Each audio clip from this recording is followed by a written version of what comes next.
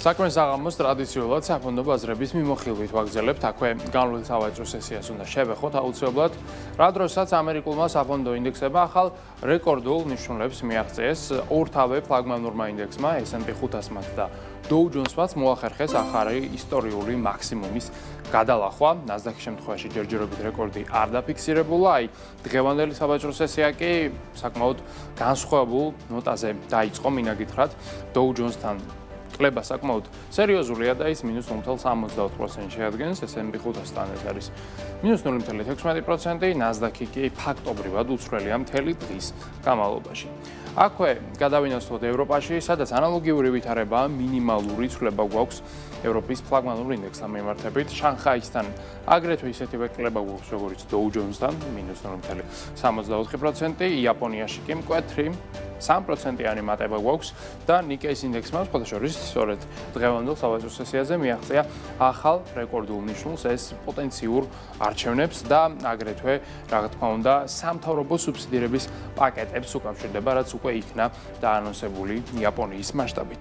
აქვე უნდა ვისაუბროთ ენერგეტიკულ ბაზარზეც, სადაც ბოლო რამდენიმე დღეა უკვე მკვეთრი აღმასვლა გრძელდება. დღევანდელი დღეც გამონაკლისი არ იყო, ნავთობი როგორც ხედავთ 3%-ით გაზრდა, საშუალოდ ერთ კვირაში უკვე მატება 7%-საც კი აჭარბებს. ამის ფონზე ბრენდის ფასი არის თითქმის $66, WTI უკვე $71.5 ივაჭრება. 5%-იანი მატება აქვს ერთ კვირაში სხვადასხვა რუსულ ნავთობს, რომლის ფასიც ოფიციალურ ბირჟაზე, როგორც ხედავთ, უკვე $54 უახლოვდება. აგრეთვე ძალიან მკვეთრად არის გაზრდილი ბუნებრივი აირის ღირებულებაც, ერთ კვირაში საშუალოდ 12% გვაქვს მატება და მეგავატ ენერგიის ფასი უკვე შეადგენს, როგორც ხედავთ, €21. აქვე უნდა ვისაუბროთ, რა თქმა უნდა, ოქროზეც. ოქროს შემთხვევაშიც გვაქვს ზრდის დინამიკა, სხვადასხვა ოქრომ ახალ რეკორდულ ნიშნულსაც გადააჭარბა. ეს იყო, რა თქმა უნდა, 4600-იანი ნიშნული და ახლა სწორედ მის ფარგლებში იმყოფება ოქროს ღირებულება, როგორც ხედავთ, ერთ კვირაში მატება 2.5%, ერთ წლიან პერიოდში +72%. რაც შეეხება ვერცხლს, ისიც რეკორდულად არის გაძვირებული და ერთ წელიწადში უკვე მატება უახლოვდება არც მეტი არც ნაკლები 200%-ს. აქვე კრიპტოინდუსტრიასაც უნდა შევეხოთ, რომელსაც გამონაკლისად კარგი დღე აქვს, მატება გვაქვს ამ შემთხვევაში საშუალოდ 1%-იანი და როგორც ხედავთ, ბაზრის საერთო შეფასება $3.260 მილიარდი ფარგლებშია. ბიტკოინის ღირებულება ამ ეტაპზე არის $93,500, ხოლო ეთერიუმი დაახლოებით $3,200 ივაჭრება, მატება საშუალოდ 2% გვაქვს, კაპიტალიზაცია $383 მილიარდი არის ეთერიუმისა, ბიტკოინთან კი $1.861 მილიარდი. აქვე ორი სიტყვით უნდა ვისაუბროთ ქართულ კომპანიებზეც. საქართველოს ბანკი დავიწყოთ საუბარი, რომელსაც დღესაც მატება აქვს და ზრდა არის დაახლოებით 1%.